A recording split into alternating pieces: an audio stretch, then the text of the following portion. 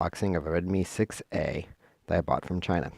It took about a month to be delivered. Came in a very minimal packaging. If you shake it, you can hear there's something loose in there. But it cost $100. Let's see what we got.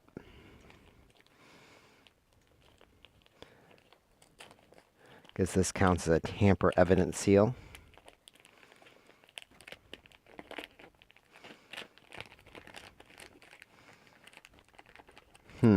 Oh, I see. They're using one size fits all packaging here. So, through the magic of editing, we've got it open. And here it is. Interestingly, no picture of the product on the box, which almost seems super duper cheap of them, but I don't think it really is. Alright, you can see it's got nice shrink wrap on there, very professionally done. You always buy a phone based on how good the shrink wrap is.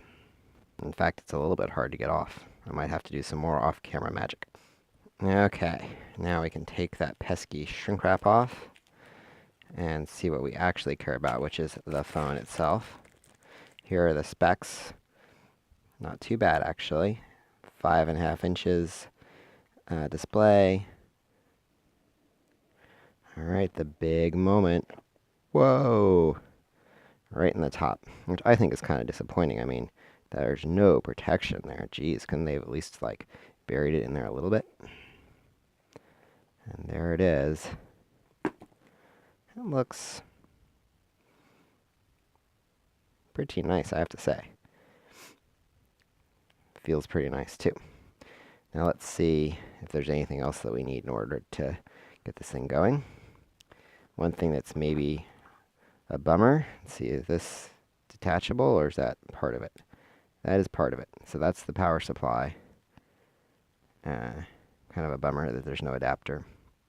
It looks like they've just welded an adapter onto a regular US plug, but I'm pretty sure that's not the reality of it. Oh, wait a second.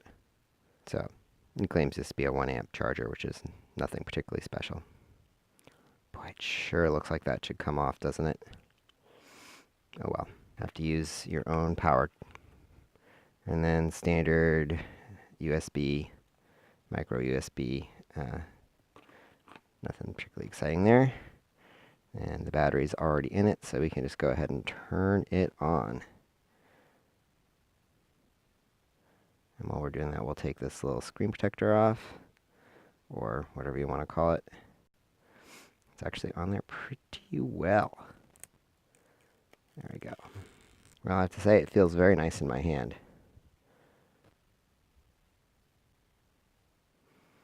Let's see what it says in the back while it's continuing to load up.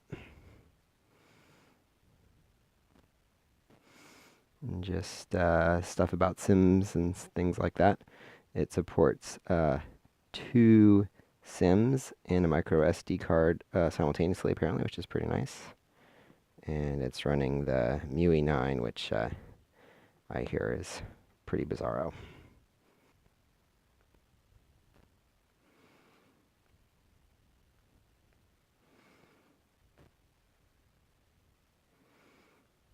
And the scrolling is, for this very simple list, just perfect. I have to say that look at the size of that screen. That's beautiful. And the bezels are not infinitesimal, but they're definitely nice and small. To think this is a $100 phone. So there are the 2 SIM slots, or SIM slot and SD card. That's what the picture on the back was telling us about. The screen's very nice. It's kind of hard to see on the camera, but nice and bright and looks pretty sharp. I think the official specs are actually not that great in terms of the resolution, but I mean, look how nice and small that font is, and yet it's perfectly readable. So I don't think there's anything to complain about here. And there we are. Looks kind of iPhone-ish, doesn't it? But things load nice and quick. I'll give it that. Interesting warning there. I don't think that's really going to cause any problem, though. Yeah, see, that loads nice and quickly there. Let's see how Amazon loads. Can't really complain there. Scrolls nice enough, except the Amazon doesn't actually have a full web page there. How about good old Yahoo? Blast from the past. I don't even know what Yahoo is supposed to look like. Oh my goodness, apparently Yahoo is junkier than ever. Let's just get away from all that. How about Slashdot? That's a tried and true thing. Takes a little bit of a time for it to load up that keyboard there. But once you start typing, it seems to go just fine. It's got 2 gigs of RAM, so it really shouldn't be having issues with loading and unloading stuff. And that's kind of a long time to sit at that part, but now that it's loaded, let's see how it looks. And I'd say that's perfectly smooth. Well, okay, not perfectly smooth. You can see the ads are kind of causing it to hiccup a little bit, but, you know, yeah, it's okay. I would say my LG Stylo 3 is a little bit smoother, actually. So it could be a little better. I'll have to play around with it for a little while and then get back to you on that. But the actual experience looking at it on the screen is very pretty.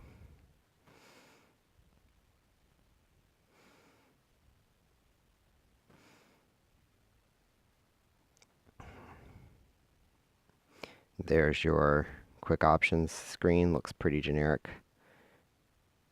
Screen can be nice and dark, or it can be pretty bright, although it's not eye-hurtingly bright. Some interesting wording here for us Americans, like the flashlight's called a torch. But, you know, no big deal.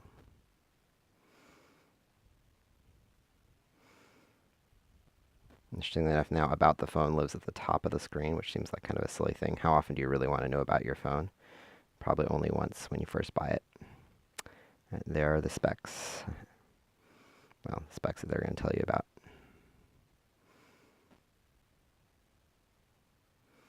Exactly half of the 16 gigabytes of ROM space is available for storage.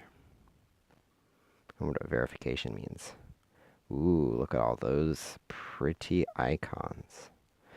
Alright, well, this is maybe a little long for an unboxing video. I'll come back again once I've had some experience playing with it more.